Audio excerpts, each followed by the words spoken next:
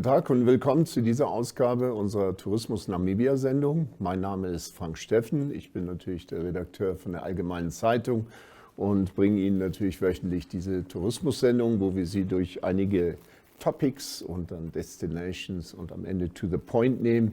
Natürlich sind das Rubriken, die wir aus unserer englischen Show ableiten. Aber als nächstes haben wir dann die Topics, also die Themen der Woche.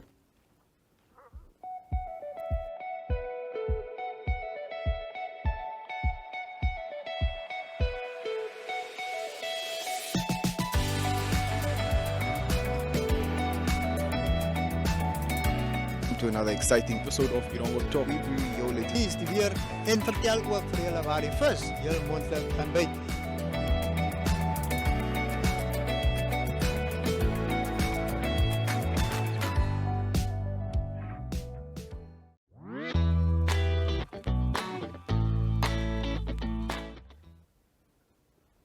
Ja, willkommen zurück und Topics, Themen, wie gesagt. Und da haben wir als erstes, Namibia ist das siebtsicherste Land in Subsahara-Afrika.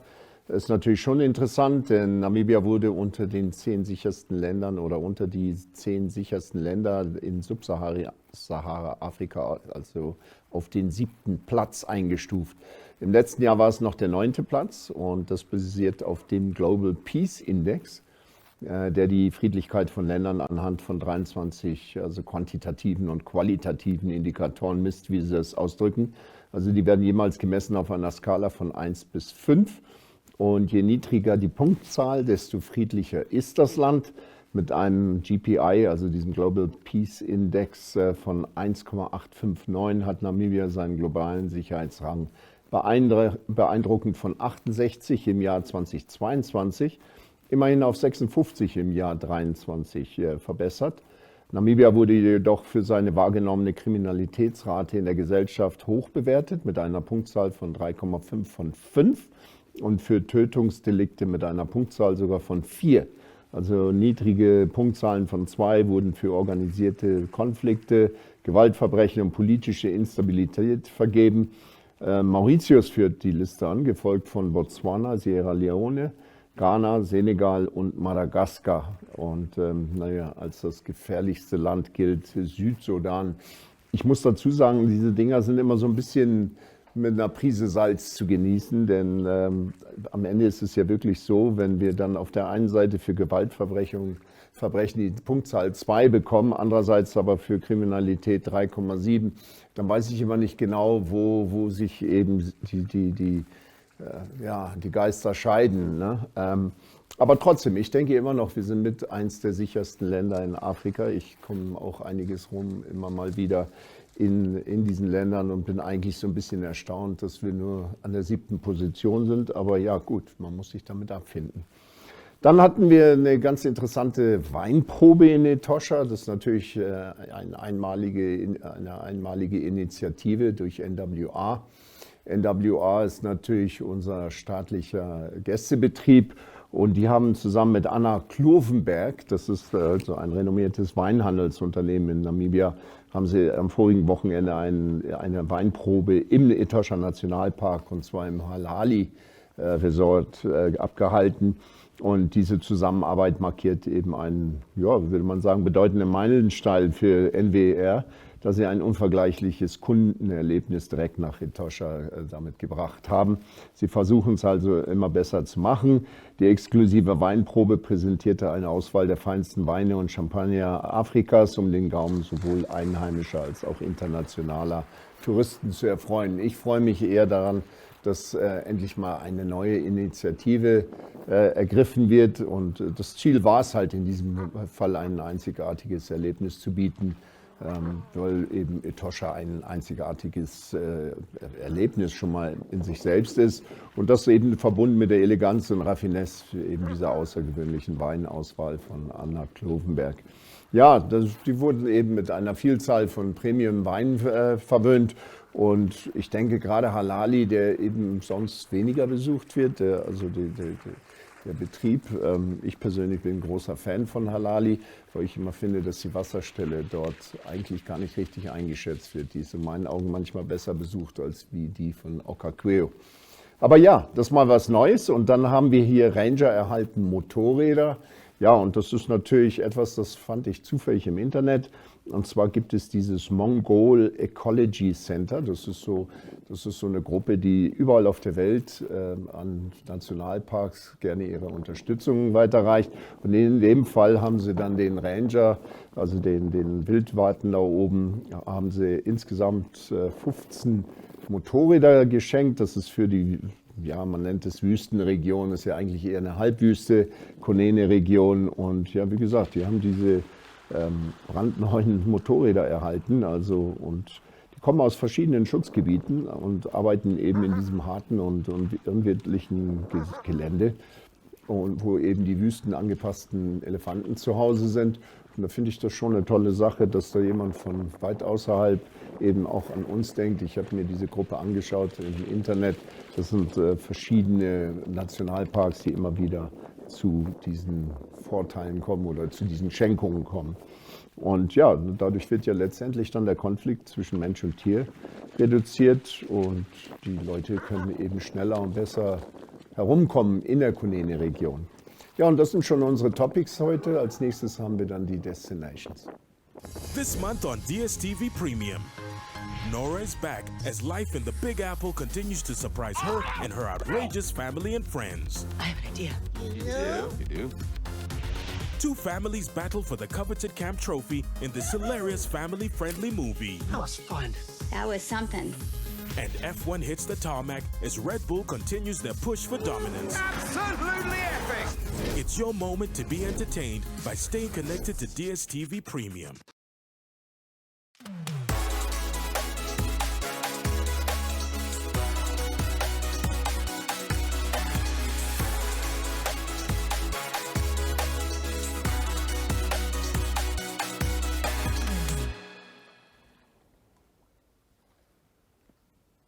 Ja, wenn Sie dann immer mal wieder diese DSTV-Reklamen sehen, denken Sie dran, dass unsere Shows von Namibia Media Holdings, also unter dem Namen NTV, also Network Television, unter dem Kanal 285 von DSTV zu finden sind, wenn Sie hier in Namibia sind. Also immerhin, da haben wir ein volles Programm, wo alle unsere verschiedenen Shows täglich abgespielt werden. Aber zurück zu den Destinations, also unseren Urlaubszielen. Und als erstes haben wir diesmal Tigerfischen. Und zwar hat der Nico Kotze, der ist da oben aus dem Nordosten, der hat einen unserer Leute mit auf einen Ausflug genommen und halt seine Tigerfischerfahrung im Okavango-Delta, also in dieser nordöstlichen Region. Hier haben Sie einen besseren Eindruck. Das hier ist Horseshoe Bend und so weiter. Aber in diesen ganzen Gegenden gibt es eben immer wieder Fischmöglichkeiten, also für Angler natürlich ein kleines Paradies. Aber generell, der Nordosten ist halt eine wirklich schöne Gegend und dafür haben wir natürlich auch diese Videoaufnahme.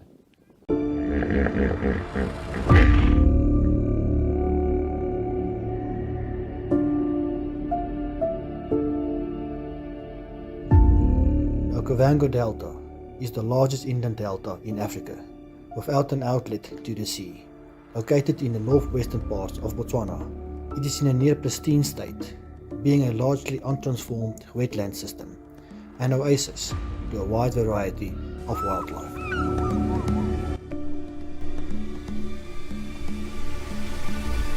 Maybe going upstream just to make sure if the motor breaks we can drop back down.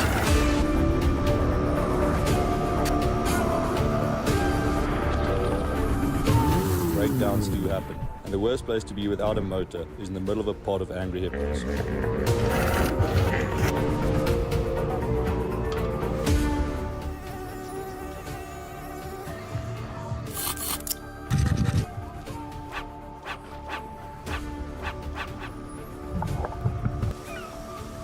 Too much action.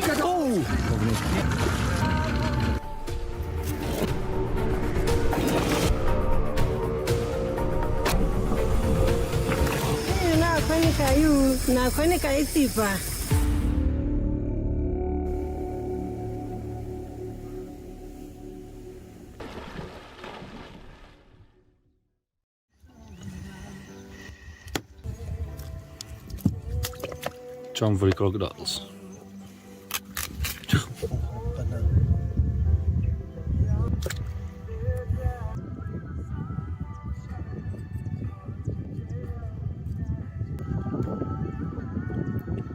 plank bring as ons weer kom.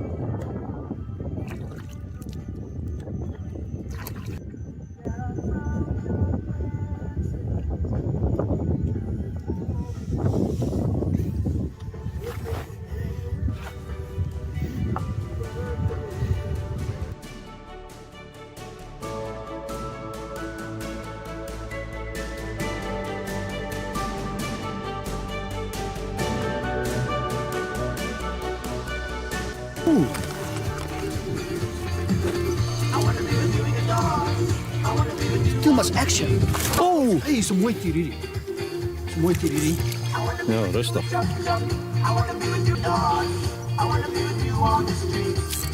So mooi tiriri hoor. Hou hem. Oh, so. Af. 2 tigers, 5 minutes.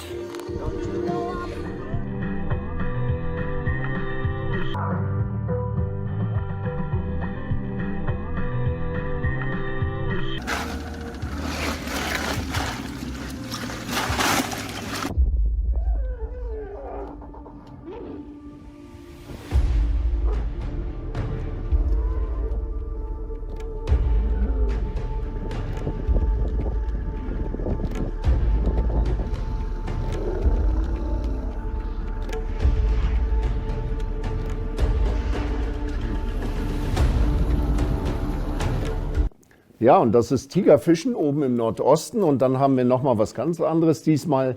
Wir haben ja immer wieder dieses Nambia und so weiter, diese Spielerei, wo Politiker sich vertun. Unser ehemaliger amerikanischer Präsident Trump war ja besonders bekannt dafür. Aber wir haben tatsächlich ein Wortspiel, und zwar nennt sich das Nambeen. Also das geht natürlich um die Kaffeebohne da, Nambeen, da sehen Sie es oben. Und zwar sehen Sie hier die Aufnahme von Grove Mall, also diesem Einkaufscenter. Und weiter unterhalb haben wir dann eben den Markt von Pupgewitz. Und ursprünglich war Nambeen ein mobiler Verkaufsstand und hat sich nun ein bisschen gemausert. Ist jetzt so weit, dass sie eben ihren eigenen Stand haben. Und zwar ist der von Nambeen der Mitinhaber, der ist der Reinhard Fourie, teilt dann eben ihre Spezialität und Leidenschaft eben im namibischen Tourismusmarkt.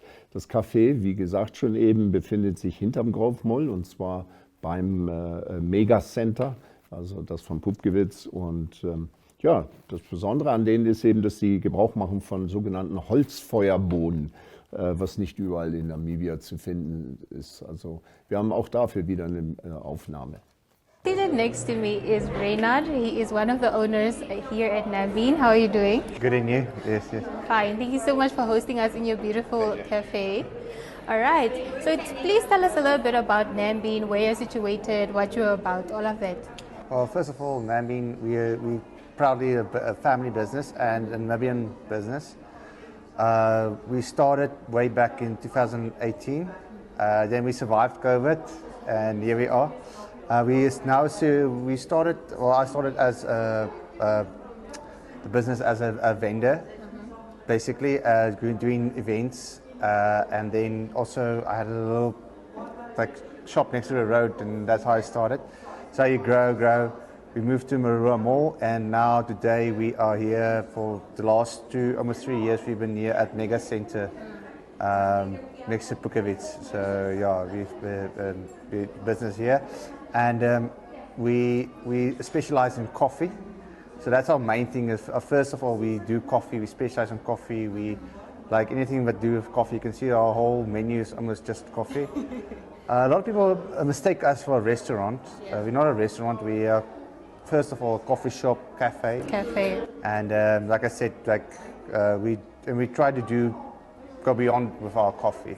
Okay. So, yes. So what is so special about your coffee that you offer here?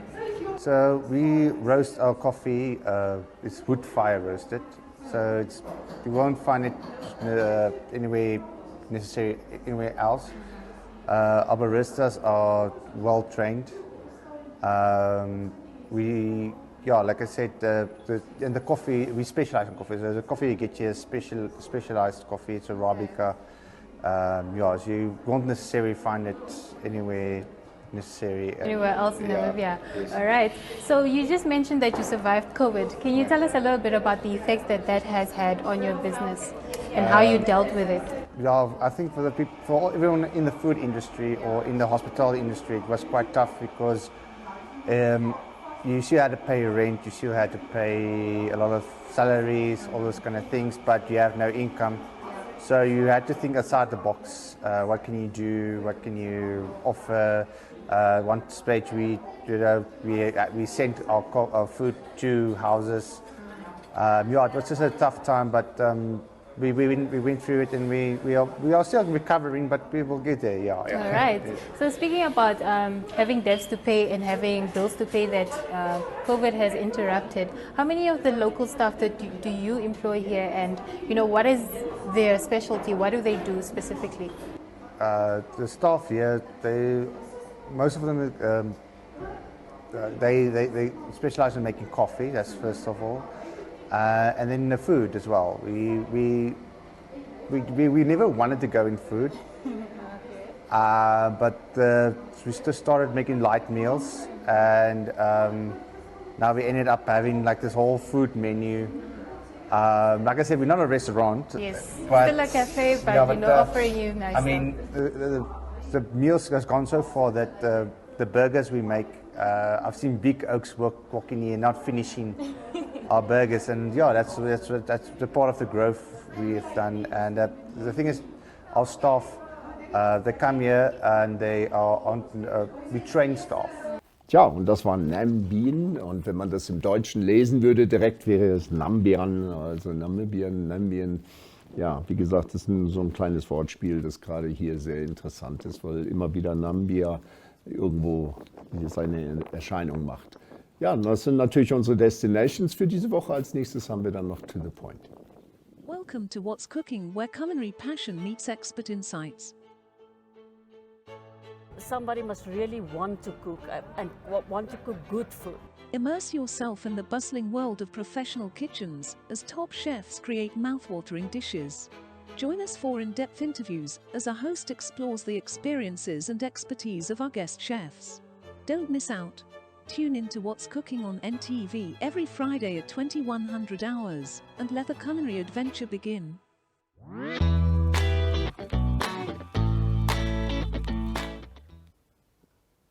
Ja, und gestern haben wir einen ganz interessanten Punkt erreicht gehabt, und zwar natürlich initiiert von Namibia Media Holdings, aber nichts damit zu tun. Es geht um Past Rebooted, also die Vergangenheit neu belebt, will ich mal sagen. Es ist so eine neue Idee, die wir eben ausleben. Und zwar ist das im Vorfeld der Tourismusmesse 2024, also in dem, was im nächsten Jahr kommen soll, haben eben alle Veranstalter gemeinsam ein Frühstückstreffen gehabt, und zwar im Arebusch in der Lodge, also gleich vor Windhoek, gleich außerhalb vom SKW findet man das, und haben dann eben diesen Titel Vergangenheit neu belebt, aber noch Beyond Borders. Also wir setzen dieses Thema fort, das wir bei der vorigen Tourismus Expo schon dabei hatten, eben, dass Namibia nicht das Endziel zu sein braucht, sondern manchmal das Endziel ist, aber manchmal auch der Anfang von einer schönen Reise, will ich mal sagen, insgesamt im südlichen Afrika. Und ja, die Nangula Wanja, das ist die Geschäftsführerin des Namibia Investment Promotion und Development Boards, NIPDB, wie wir das immer nennen, die sprach eben einfach mal über die Vergangenheit von Namibia und wo wir uns hinbewegen, also die Zukunft des Landes. Und bei dieser Veranstaltung waren dann auch namhafte Vertreter aus der Industrie, die eben mit daran teilnahmen. Und diese ganze Sache, dieses Past Rebooted, das wollen wir jetzt in den kommenden Monaten neu beleben. Wenn Sie also eine Firma haben, die schon länger in Namibia aktiv ist, sind Sie gerne eingeladen, mit uns in Kontakt aufzunehmen. Wir wollen so wirklich mal in der Vergangenheit herumstochern und sehen, wie die als Basis funktioniert hat, um Namibia auf den Weg zu bringen. Damit es nicht nur immer dann heißt, ja, wir brauchen Investment aus dem Ausland, sondern einfach mal sich anzusehen, was wir überhaupt schon haben. Und vieles davon wird oft nicht erkannt. Aber gucken Sie sich das Video über die Veranstaltung an.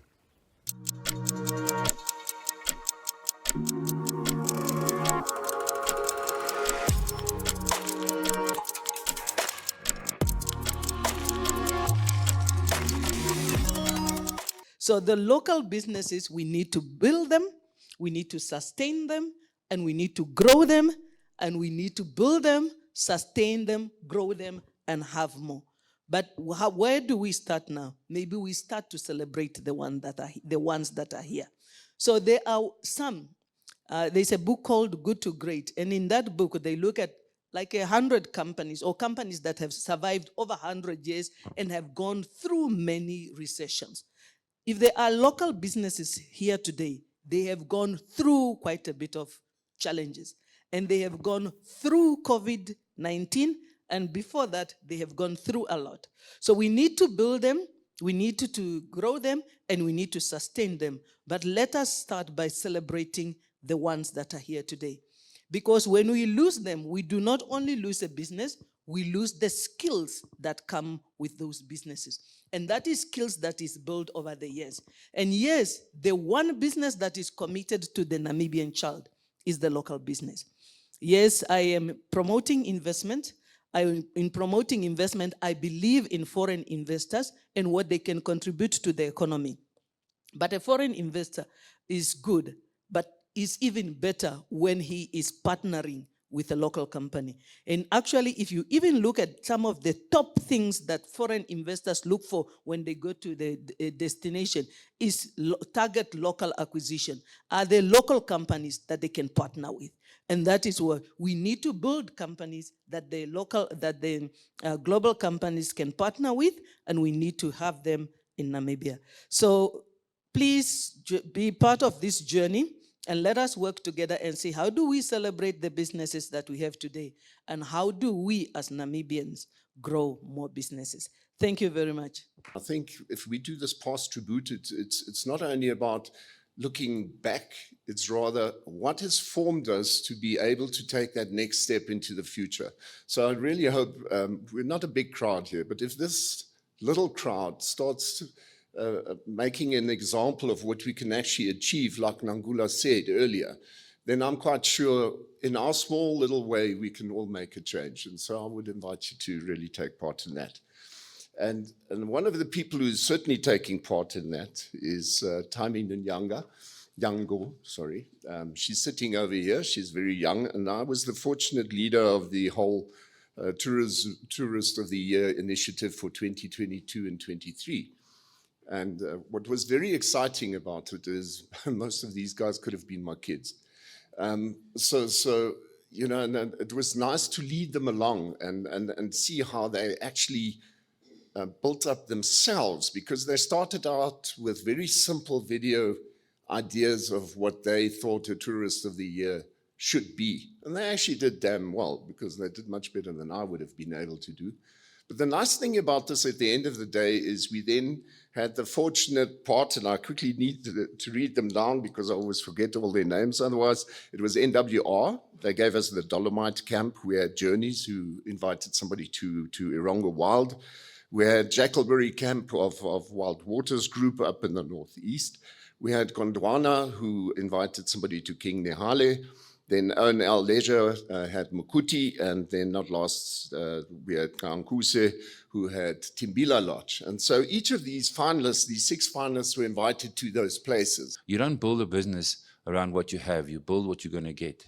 And I realized very early that we have a challenge, because we keep on engaging those individuals in grade 10, realizing that grade 0 was the problem. And so I'm very proud to be able to be part of that solution today. And I can't stress this enough.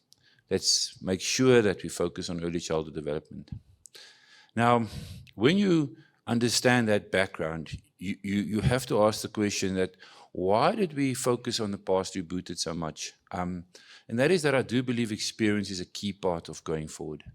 I find too far often that we talk too much and do too little. And part of our celebration today is just to show you exactly when I say do, what do does mean.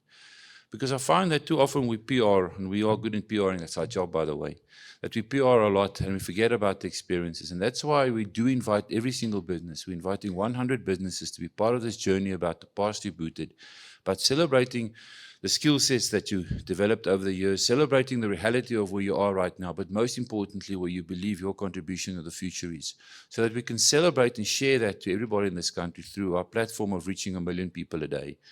But more importantly, that we can share that to our investors as well. So working with Nangula and the team so that, I've got that funny saying, don't tell me, show me. And if they can see what your business does, they will come visit you. We struggle getting our message out there. We struggle that people really know how wild this country is, not just in tourism, but in every aspect of being practical. We have some of the best telecommunications understandings in the world, some of the best of electricity in the world, some of the best that we understand from harbors. We are a lot better than we give ourselves credit. Our challenge is sharing that to the world out there, so that we stop closing doors, but opening more doors. Ja, und das war Past Rebooted, ist natürlich nur ein kleiner Highlight. Wir werden auf diesem Sender von Tourismus Namibia, also Facebook-Sender und dann natürlich unserem DSTV-Kanal 285, werden wir demnächst ich schätze mal, ein 30-minütiges Programm haben, wo wir Ihnen dann den ganzen Inhalt nochmal darlegen. Ja, und das bringt uns schon zum Ende dieser Show heute und ich hoffe, Sie hatten ein wenig Spaß dran und hoffentlich sehen wir uns dann in einer Woche wieder. Bis dahin, passen Sie auf sich auf und bleiben Sie gesund.